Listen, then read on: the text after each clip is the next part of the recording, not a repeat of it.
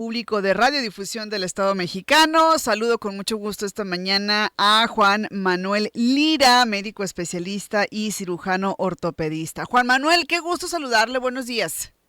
Hola Nidia, ¿qué tal? Un gusto y un placer. Un saludo a todo el auditorio de Radio Sonora. Vamos a platicar sobre el arranque del programa Rutas de la Salud en México. Es un programa muy interesante que busca fortalecer al sistema de salud pública de nuestro país. Tengo la idea, Juan Manuel, de que este programa fue tomado como referencia de uno que se implementó en el estado de Veracruz, que creo era parecido o similar. No sé si estoy en lo correcto. Y fíjate que tienes toda la razón.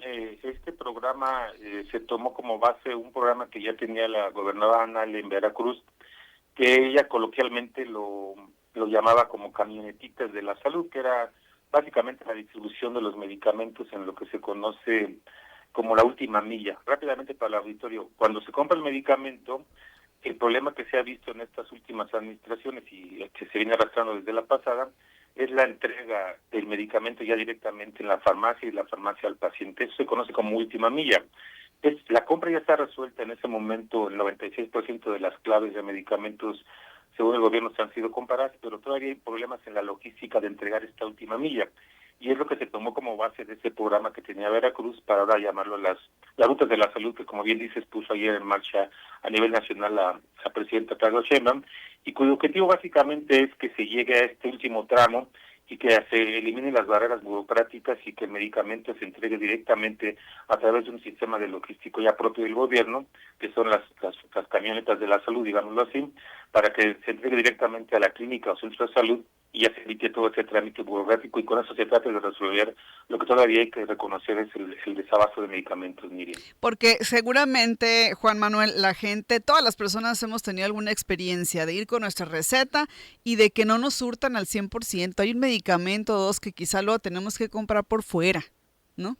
Sí, fíjate que esto, la realidad siempre supera a los discursos políticos, ¿no? Y por ejemplo, en el caso específico de Sonora, aquí le mando todo mi saludo y aprecio a toda la población sonorense desde la Ciudad de México. Para Gracias. ponerlo en contexto, de acuerdo a la encuesta nacional de ingresos y gastos del INEGI que publicaron apenas hace la semana pasada, en el caso específico de Sonora, el 42% de la población, 42% que viene siendo un poco más de 1 millón de personas, que se atendieron en el 2024 por un problema de salud, como tú dices, tuvieron que pagar sus medicamentos. Esto, por supuesto, es algo que el Estado tiene que corregir, porque eso se conoce como gasto de bolsillo. Entonces, que casi más de 1 millón de sonorenses hayan tenido que pagar sus medicamentos, es lo que trata de resolver este tema de las rutas de la salud y el programa que se echó a andar ahí. Pero aquí sí es importante mencionar, Senir, y ya digo yo, que este programa únicamente es para el servicio de salud llamado IMSS Bienestar, que es la parte que atiende a la gente que no tiene seguridad social, llámese ISSSTE, ISTESON o IMSS. Para el IMSS y para el ISSSTE y ISTESON tienen sus propios problemas de logística de medicamentos, pero eso es otro tema que probablemente se va a tener que integrar a estas rutas de la salud en un futuro próximo a todo el sistema de salud. De tal manera que hoy en día solamente este programa de rutas de la salud es para la gente que no tiene seguridad social y que se atiende en los hospitales denominados como IMSS Bienestar. Ah, ok, perfecto. ¿Cómo va a lograr o cuál es la apuesta, la inversión inicial y cómo va a lograr el gobierno de México entonces este abasto, ¿no? Me imagino que quieren llegar al 100% en lo que respecta a esa población. ¿Y cuánta población además no tiene seguridad social, Juan Manuel? Y fíjate que en el caso específico de Sonora es una buena pregunta, porque también esta encuesta del INEGI sacada la semana Ajá. pasada nos muestra que en el caso específico de Sonora, el 25% de las personas todavía no tienen una afiliación, llámese IMSS, ISSSTE, ISTESON, IMSS Bienestar u otro tipo de atención. Y aquí lo más importante es que si ese 25% de personas se atienden en la medicina privada o particular, y eso ocasiona, por supuesto, como te digo, que se tenga que gastar en salud de un servicio que tiene que ser proporcionado por el Estado. Por eso es que esta apuesta es muy interesante, porque sí se ha visto y no se ha dejado de decir en esta administración que sí hay un problema de logística en la distribución de medicamentos. Y con esto lo que se pretende es precisamente que a través de unos kits ya establecidos que tienen una cantidad de 147 medicamentos, por decirle así, que sean claves, básicas para el primer nivel de atención, es decir, para los centros de salud que se encuentran distribuidos en todo el estado. En una segunda etapa se van a distribuir ya medicamentos, digamos, de más alta complejidad para los hospitales, que puede ser la próxima semana o las próximas 2 semanas. No solamente se van a distribuir medicamentos, sino también material de curación, porque a veces hace falta la jeringa, el suero, etcétera, mil cosas, ¿no?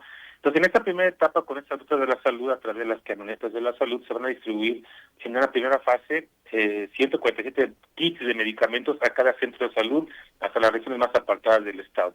Y la próxima semana se van a comenzar ya con otros kits más amplios para lo que son los hospitales, son los hospitales regionales o generales que se encuentran a cargo, repito, únicamente del bienestar. Y los otros sistemas van a tener su propia lógica de distribución de los medicamentos, Nuri. Oye, pues está muy interesante entonces, Juan Manuel, le está apostando entonces el gobierno federal a una estrategia que permita atender un rubro, un ámbito que pues sí, se necesita bastante. ¿De cuánto más o menos sería la inversión para Sonora ya con todo esto o con todos estos medicamentos y en estas etapas de las que nos estás compartiendo? Sí, la inversión es multimillonaria. En el caso específico de las camionetas de la salud se destinaron más de 7 millones de pesos para la adquisición de las camionetas que van a estar distribuyendo en el estado de Sonora.